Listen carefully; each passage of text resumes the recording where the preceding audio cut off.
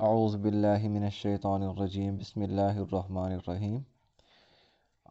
آج ہم سورہ الطارق کا پارٹ 2 پڑھتے ہیں، لیکن اس سے پہلے تھوڑی سی تفسیر پچھلے رہ گئی تھی، وہ میں آپ کو بتا دوں کہ یہاں پہ قیامت کی بات ہو رہی تھی، لیکن اس سے پہلے انسان کے بارے میں بات ہو رہی کہ انسان کو وہ لوٹانے پر قادر ہے، جو پانی سے پیدا کر سکتا ہے وہ ہڈی سے بھی پیدا کر سکتا ہے، اس کے لیے کوئی مشکل نہیں ہے۔ اب اللہ تعالیٰ نے آگے بات کی کہ جس دن یوم تبلی السرائر، جس دن ساری مخفی چیزیں، خفیہ چیزیں ظاہر ہو جائیں گی، فما لہ من قوت ولا ناصر، تو اس ٹائم اس کے لیے نہ کوئی قوت ہوگی، نہ کوئی مددگار ہوگا۔ اس سے مراد یہ ہے کہ ہم جو خفیہ گناہ کرتے ہیں، ایک تو گناہ تو ہم خفیہ طور پہ کرتے ہیں، اور ایک وہ گناہ ہے جو ہم کرتے نہیں ہیں، سوچتے ہیں ذہن میں۔ اس سے بھی زیادہ خفیہ چیز ہو سکتی ہے کہ ہم نے کوئی گناہ صرف سوچا ہو، تو اللہ تعالیٰ کہہ رہے ہیں کہ وہ بھی ظاہر کر دیے جائیں گے۔ اور یہ سورہ بقرہ کے آخری رکوع میں بھی ہے کہ آپ جو دل میں سوچتے ہو اس پہ بھی آپ کی پکڑ ہو سکتی ہے۔ وہ ہے وَإِن تُبْدُوا مَا فِي أَنفُسِكُمْ أَوْ تُخْفُوهُ يُحَاسِبْكُم بِهِ اللَّهُ، یعنی جو تمہارے نفسوں میں ہے، جو تمہارے اندر ہے، چاہے تم اسے چھپاؤ چاہے ظاہر کر دو، يُحَاسِبْكُم بِهِ اللَّهُ، اللہ اس پہ تمہارا محاسبہ بھی کر سکتا ہے۔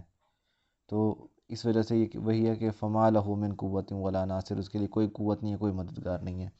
اب آگے پڑھتے ہیں، والسماء، قسم ہے آسمان کی، ذاتی، جو ذات ہے، الرجعی، لوٹانے والی، رجوع کرنا ہوتا ہے لوٹنا، ہم راجعون کہتے ہیں، انا للہ و انا الیہ راجعون، لوٹنے والے۔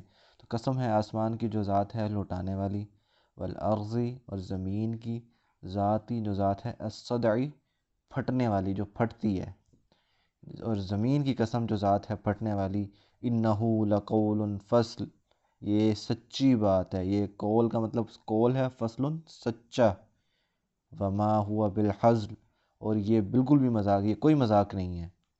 انہم یکیدون کید، انا، بے شک، ہم، وہ لوگ، یکیدون، وہ تدبیریں کر رہے تھے، قیدہ، تدبیریں کرنا۔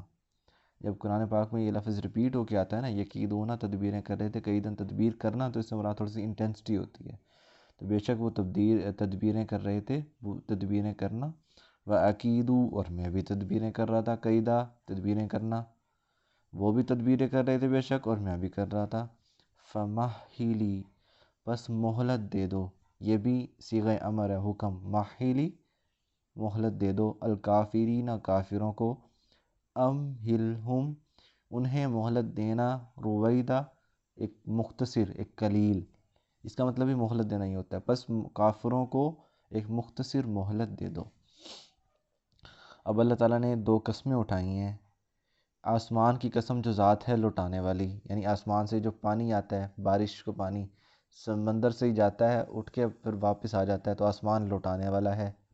والارض ذات الصدع، اسی بارش کی وجہ سے زمین پھٹتی ہے، وہ پانی ابزارب کرتی ہے اور اسی سے پودے نکل آتے ہیں۔ زمین ہے، اس میں بس پانی گیا اور اسے نباتات جو بھی نکلنا شروع ہو گئی۔ اور اب کہا انہو لقول فصل، یہ سچی بات ہے، وما ہوا بالحزل، اور یہ کوئی مذاق نہیں ہے۔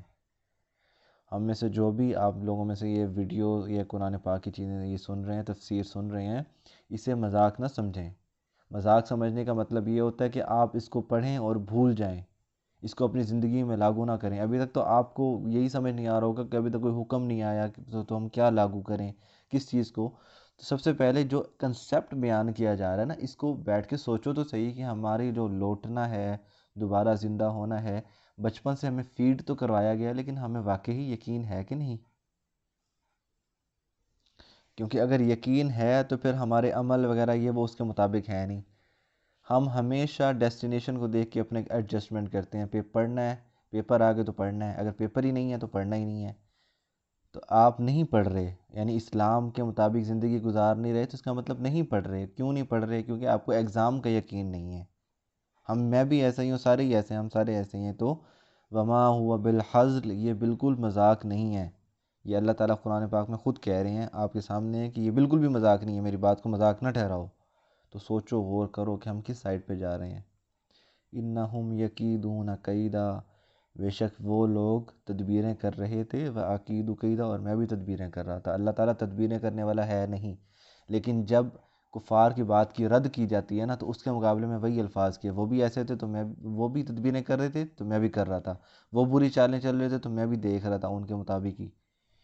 فمحل الکافرین امہلہم رویدا، بس کافروں کو تھوڑی دیر کے لیے مہلت دے دو۔ اچھا، ہمارے ہاں کافر کا مطلب بھی لوگ غلط سمجھتے ہیں کہ کافر سے مراد وہی کافر ہے۔ کفر کا مطلب ہوتا ہے انکار کرنا۔